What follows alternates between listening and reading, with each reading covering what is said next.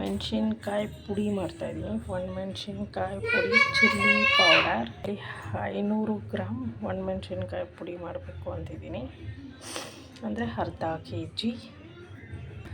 ಇದು ಬ್ಯಾಡಗಿ ಮೆಣಸಿನ್ಕಾಯಿ 100 ಗ್ರಾಮ್. ಇದು ಬ್ಯಾಡಗಿ ಮೆಣಸಿನ್ಕಾಯಿ 100 ಗ್ರಾಮ್. ಹುರಿಯೋಕ್ಕೆ ಬಾಣಲೆಲಿ ಹುರಿಯೋಕ್ಕೆ ಈಸಿ ಆಗುತ್ತೆ ಅದಕ್ಕೋಸ್ಕರ 100 ಗ್ರಾಮ್ ತೊಗೊಂಡೆ. ಇದು ಚಿಲ್ಲಿ ಗುಂಟೂರು ಮೆಣಸಿನ್ಕಾಯಿ 100 ಗ್ರಾಮ್, ಖಾರ ಇರುತ್ತೆ ತುಂಬ. ಇದು ಚಿಲ್ಲಿ ಗುಂಟೂರು ಮೆಣಸಿನ್ಕಾಯಿ 100 ಗ್ರಾಮ್.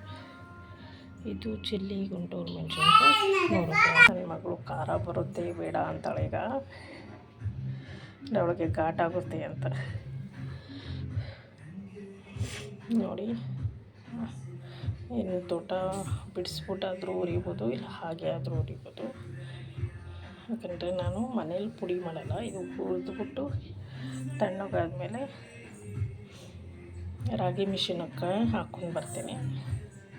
ಸೊ ನಾನು ಅರ್ಧ kgನೇ ಮಾಡಿ ಇಟ್ಕೊಳ್ಳೋದು.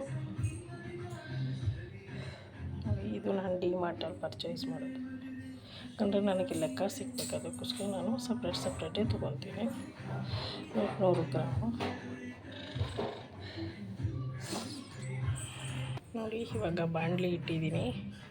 ಇವಾಗ ಮೆಣಸಿನ್ಕಾಯಿ ಹುರಿಯೋಣ ಬನ್ನಿ. ಸೊ ಅಳತೆ ಪ್ರಕಾರ ಹುರಿದ್ರೆ ಮೆಣಸಿನ್ಕಾಯಿ ಪುಡಿ ತುಂಬ ಚೆನ್ನಾಗಿ ಬರುತ್ತೆ. ಇದೆಲ್ಲ ಚೆನ್ನಾಗಿ ಒಣಗಿದೆ, ಸೊ ನಾವೇನು ಒಣಗಿಸೋಷ್ಟು ಏನು ಬೇಡ. ಅದಕ್ಕೆ ಕ್ಲೀನಾಗೂ ಇರುತ್ತೆ.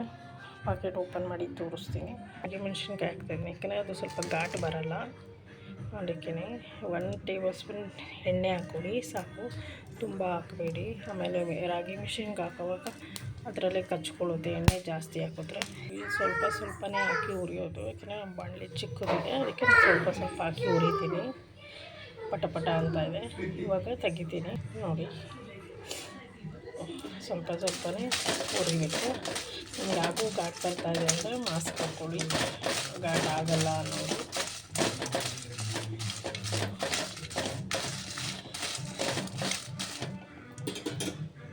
ಇದು ಬ್ಯಾಡಗಿ ಮೆಣಸಿನ್ಕಾಯಿ ಕಲರ್ ಬರೋದಕ್ಕೆ ಹಾಕೋದು, ಅದಕ್ಕೆ ನಾನು 200 ಗ್ರಾಮ್ ಹಾಕೋದು. 300 ಗ್ರಾಮ್ ಖಾರ ಮೆಣಸಿನ್ಕಾಯಿ ಹಾಕ್ತೀನಿ.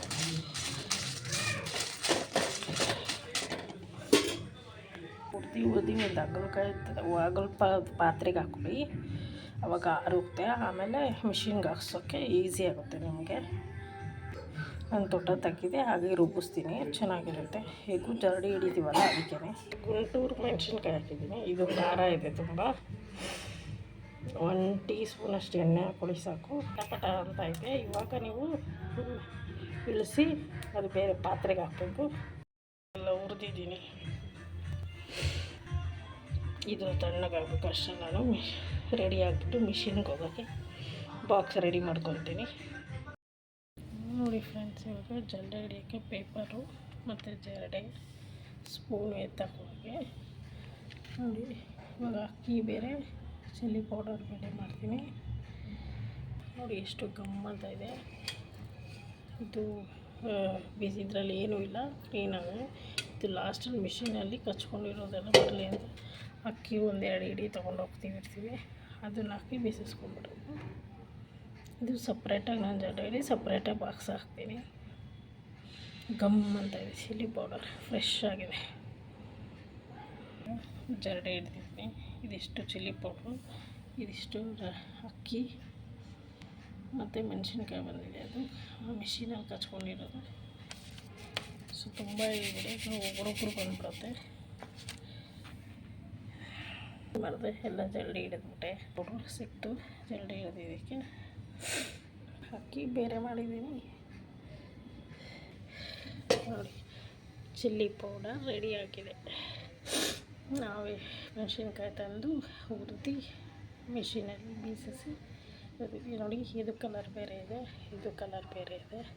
ಅದಕ್ಕೆ ಇದು ಖಾಲಿ ಆದಮೇಲೆ ನಾನು ಇದು ಯೂಸ್ ಮಾಡ್ತೀನಿ. ಇದು ಸಪ್ರೇಟ್ ಕಂಟೈನರ್ಗೆ ಹಾಕ್ಕೊತೀನಿ. ಓಕೆ ಫ್ರೆಂಡ್ಸ್, ಬಾಯ್. ವಿಡಿಯೋ ನಿಮಗೆ ಇಷ್ಟ ಆದರೆ ಲೈಕ್ ಮಾಡಿ, ಕಾಮೆಂಟ್ ಮಾಡಿ, ಶೇರ್ ಮಾಡಿ. Thank you. ಹುರಿದು ರೆಡಿ ಮಾಡಿದ್ದೀನಿ. ಮತ್ತು ಇವಾಗ ಹೋಗಿ ಮಿಷಿನ್ಗೆ ಹಾಕ್ಸ್ಕೊಂಡು ಬಂದೆ. ಎಷ್ಟು ನೈಸಾಗಿದೆ.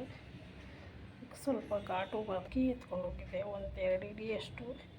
ಅಂದರೆ ಮಿಷಿನಲ್ಲಿ ಹಾಕುವಾಗ ಮೆಣಸಿನ್ಕಾಯಿ ಕಚ್ಕೋಬಾರ್ದು ಅಂತ. ಸೊ ಇದು ಸಪ್ರೇಟ್ ಬೇಯಿಸ್ಕೊಂಡಿದ್ದೀನಿ. ಅಕ್ಕಿ ಹಾಕಿ ಲಾಸ್ಟ್ಗೆ ಇವಾಗ ಅದನ್ನು ಜಲ್ದಿ ಸಪ್ರೇಟ್ ಮೆಣಸಿನ ಪೌಡರ್ ಚಿಲ್ಲಿ ಪೌಡರ್ ಸಪ್ರೇಟ್ ಮಾಡ್ತೀನಿ.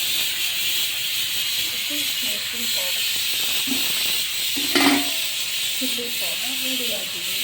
ಇದು ಸಪ್ರೇಟು ಹೀಟಾಗುತ್ತೆ ಅಂದರೆ ಅಷ್ಟು ಯೂಸ್ ಮಾಡಿದ್ದೀನಿ. ಒಂದು ಕಂಟೈನರ್ಗೆ ಹಾಕಿ ಎತ್ತಿರ್ತೀನಿ. ಇದು ಸ್ವಲ್ಪ ಬಿಸಿ ಇದೆ, ಆರಬೇಕು. ಆರಿದ್ಮೇಲೆ ಒಂದು ಕಂಟೈನರ್ಗೆ ಹಾಕಿ ಎತ್ತಿಟ್ಕೊಳ್ಳಿ.